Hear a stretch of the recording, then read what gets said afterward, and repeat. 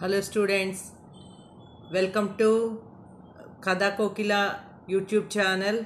ఇవాళ మనం చూడబోయేది సీనియర్ ఇంటర్ పీ బ్లాక్ ఎలిమెంట్స్లో ammonia manufacture by Haber's process అనేది చూడబోతున్నాం. చాలా ఇంట్రెస్టింగ్గాను చాలా ఈజీగాను నేను ఇది నేర్పుతాను. ఫస్ట్ ద క్వశ్చన్ చూద్దాం.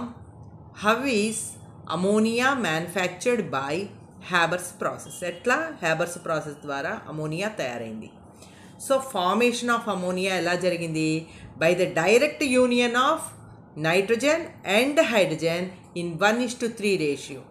1:3 రేషియోలో నైట్రోజన్ని హైడ్రోజన్ని కనుక డైరెక్ట్గా కలిపితే అమోనియా ఫామ్ అవుతుంది. సో దాని యొక్క రియాక్షన్ చూద్దాం. N2 ఇదేమో గ్యాస్ స్టేట్లో ఉంది, H2 ఇది కూడా గ్యాషియస్ స్టేట్లో ఉంది. ఈ రెండు కలిసి ఇది రివర్సబుల్ రియాక్షన్ కాబట్టి అమోనియా ఏర్పడింది. అంటే అమోనియా మరలా నైట్రోజన్ అండ్ హైడ్రోజన్ గాను మరలా వెనక్కి ఏర్పడవచ్చు. ఇది ఒక ఎక్సోథర్మిక్ రియాక్షన్, అందువల్ల మైనస్ సైన్తో చూపిస్తున్నాం. -92.3 kJ ఇందులో నుంచి హీట్ బయటికి విడుదలైందనమాట అమోనియా తయారవుతున్నప్పుడు. ఇది రివర్సబుల్ అంటే ఇటు జరుగుతున్న రియాక్షన్ మరలా వెనక్కి జరగచ్చు.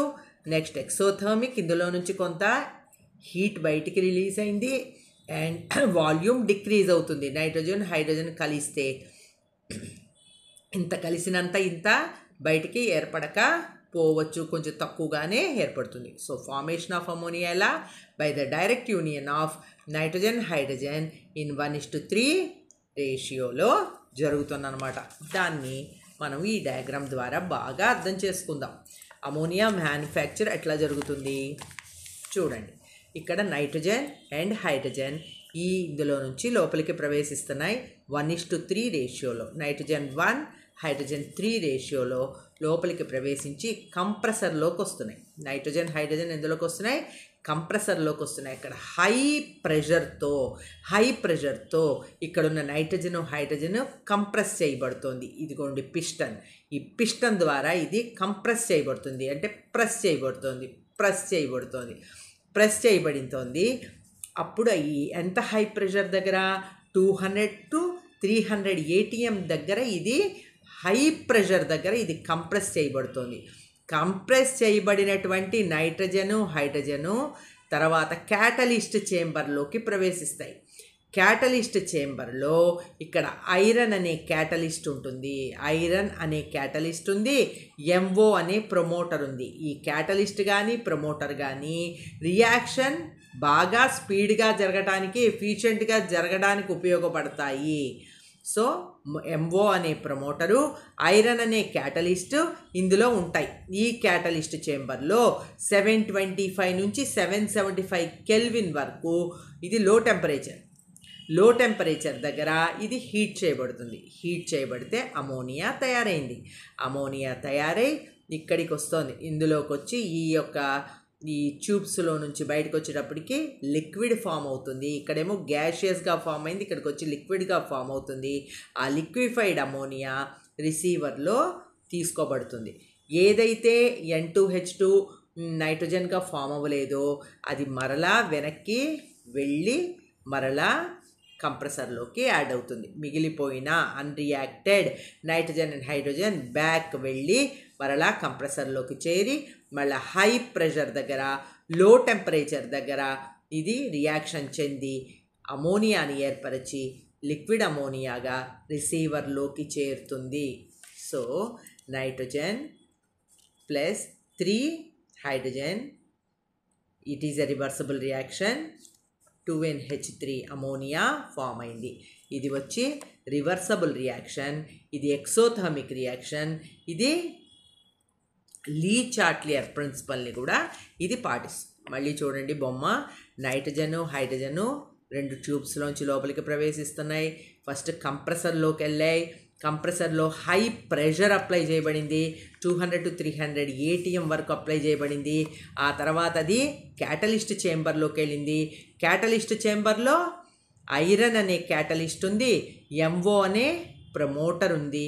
ఇక్కడ ఇది రియాక్షన్ చెంది లో టెంపరేచర్ దగ్గర 725 to 775 K అనేది చాలా లో టెంపరేచర్ అనమాట. లో టెంపరేచర్ దగ్గర క్యాటలిస్ట్ చేంబర్లో ఇది హీట్ అయ్యి అమోనియా ఏర్పడింది. ఈ అమోనియా పక్కన ఉన్న ఈ రిసీవర్ అనేటువంటి ఈ చేంబర్లోకి ప్రవేశించి లిక్విడ్ అమోనియాగా ఇక్కడ రిసీవ్ అవుతుంది. ఏదైతే అన్రియాక్టెడ్గా ఉందో అన్రియాక్టెడ్ నైట్రోజన్ హైడ్రోజను మరలా వెనక్కి వచ్చి కంప్రెసర్లోకి వెళ్తున్నాయి. సో నైట్రోజన్ హైడ్రోజన్ 1:3 రేషియో కంప్రెసర్లోకి వెళ్తున్నాయి. High pressure 200 to 300 ATM. ఆ తర్వాత కేటలిస్ట్ చేంబర్, అక్కడేమో ఐరన్ మరియు ఎంఓ ఉంటాయి.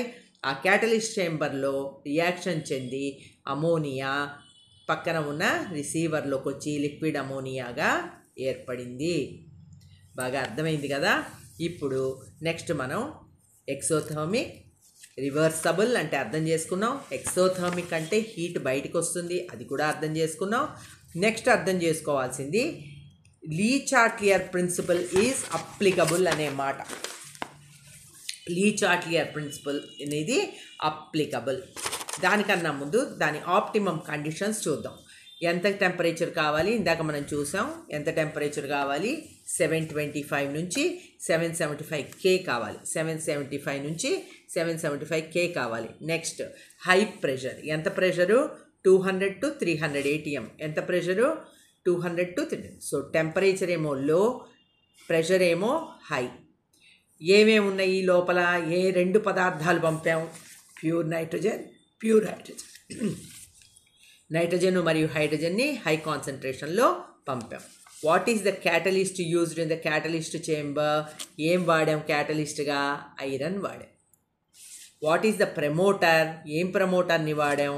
MO is the promoter.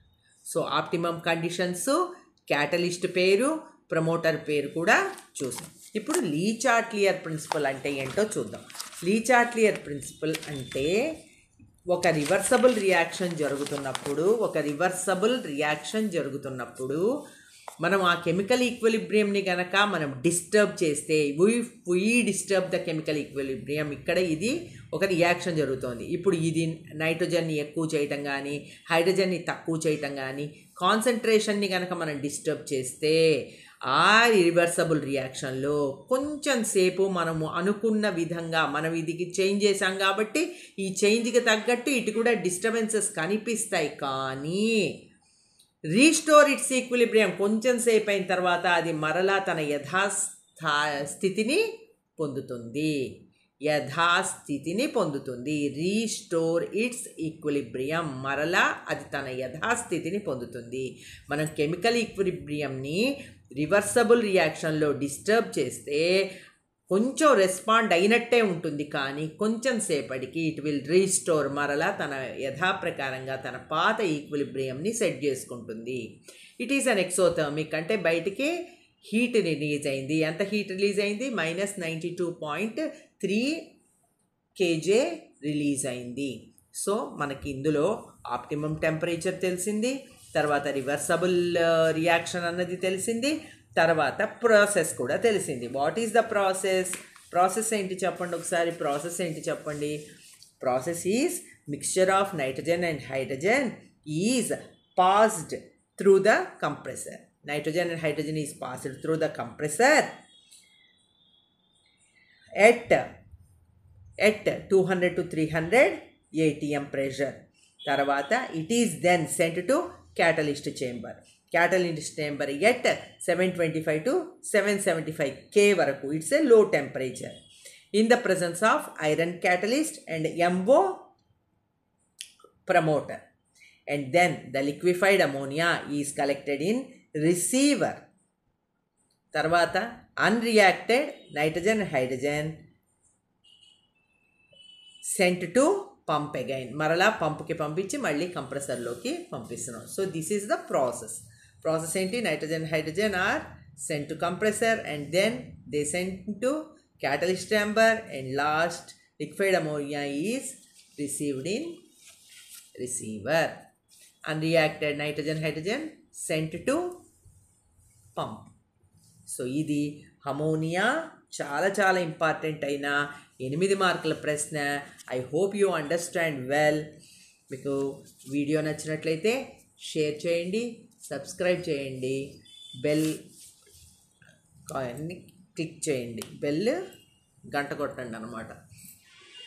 Thank you very much. Thank you for watching.